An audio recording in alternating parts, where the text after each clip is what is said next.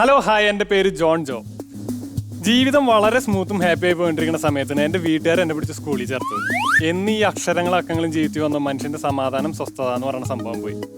എൻ്റെ paper correct ചെയ്യുമ്പോൾ അക്ഷരത്തെറ്റിൻ്റെ അടിയിൽ വരയ്ക്കാൻ മാത്രം ടീച്ചർക്ക് ചുവന്ന മഷിയുടെ 2 റീഫിൽ എക്സ്ട്രാ വേണമായിരുന്നു. എനിക്ക് മലയാളത്തിൽ 51 അക്ഷരത്തിൻ്റെ ആവശ്യം ഉണ്ടായിരുന്നില്ല. ഇംഗ്ലീഷിൽ പലപ്പോഴും 26 തികയാണ്ടും വന്നിരുന്നു.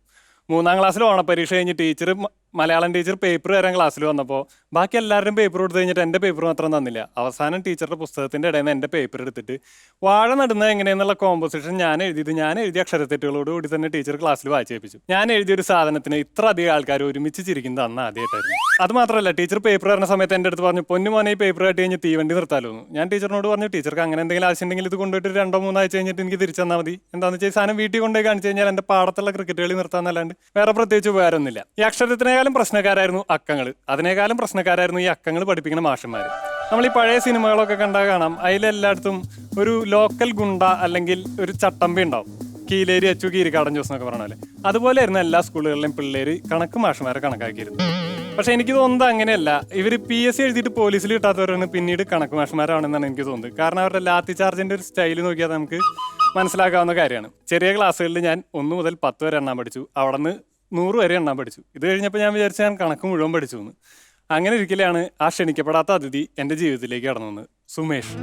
സുമേഷിൻ്റെ കയ്യിൽ 10 ആപ്പിളും 10 ഓറഞ്ച് ഉണ്ടായിരുന്നു. ഇതിൽ നിന്ന് 2 ആപ്പിളും 2 ഓറഞ്ച് എടുത്താൽ ബാക്കി എത്ര? ഇതാണ് ഞാൻ കേൾക്കുന്ന ആദ്യത്തെ കോംപ്ലിക്കേറ്റഡ് കണക്ക്.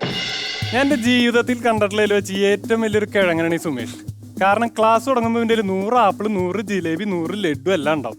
ക്ലാസ് കഴിയാറാകുമ്പോൾ 2 ആപ്പിൾ, 2 ലഡു, 2 ജിലേബി, എനിക്കൊരു 150 അടിയും കിട്ടിയിട്ടുണ്ടാവും. അവിടെ കൊണ്ട് തീരണില്ല. ഈ സുമേഷിനെ കൊണ്ട് ഞാൻ വീട്ടിൽ പോകണം. ക്ലാസ്സിൽ നിന്ന് കിട്ടുന്നത് ചോറിലോണ്ടുള്ള അടിയാണെങ്കിൽ അമ്മയുടെ നിന്ന് കിട്ടുന്നത് നല്ല പിച്ച, ഒരു പിച്ച് കിട്ടിയ നീല കളറോ പിച്ചിയ ഭാഗം.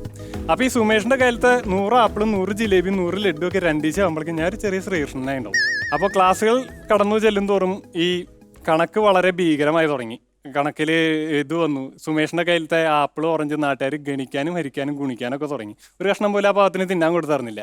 പിന്നെ തിന്നാൻ പറ്റാത്ത കുറേ തീറ്റകൾ, ടാൻ തീറ്റ, കോസ് തീറ്റ, അത് വന്നു. പിന്നത്തെ ക്ലാസ്സിലെത്തിയപ്പോൾ dy/dx, integral 0 to ∞, limit extension, ഈ സാധനങ്ങളൊക്കെ വന്നു. അപ്പോൾ ഞാൻ ആലോചിച്ചു, ആ 1ാം ക്ലാസ്സിൽ സുമേഷിൻ്റെ കയ്യിലെ 10 ആപ്പിളും 10 ഓറഞ്ചും അതിൽ നിന്ന് 2 കുറച്ചാൽ എത്ര? ഇതൊക്കെ കിട്ടിയിരുന്നെങ്കിൽ ഇപ്പോൾ 100-ൽ 100 മേടിക്കാമല്ലോ എന്ന് വിചാരിച്ചു.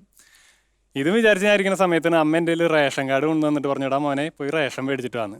ഞാൻ ഈ റേഷൻ കാർഡും കൊണ്ട് ചെന്ന് റേഷൻ കടയിലെ ചേച്ചിയുടെ കയ്യിൽ കൊടുത്തു.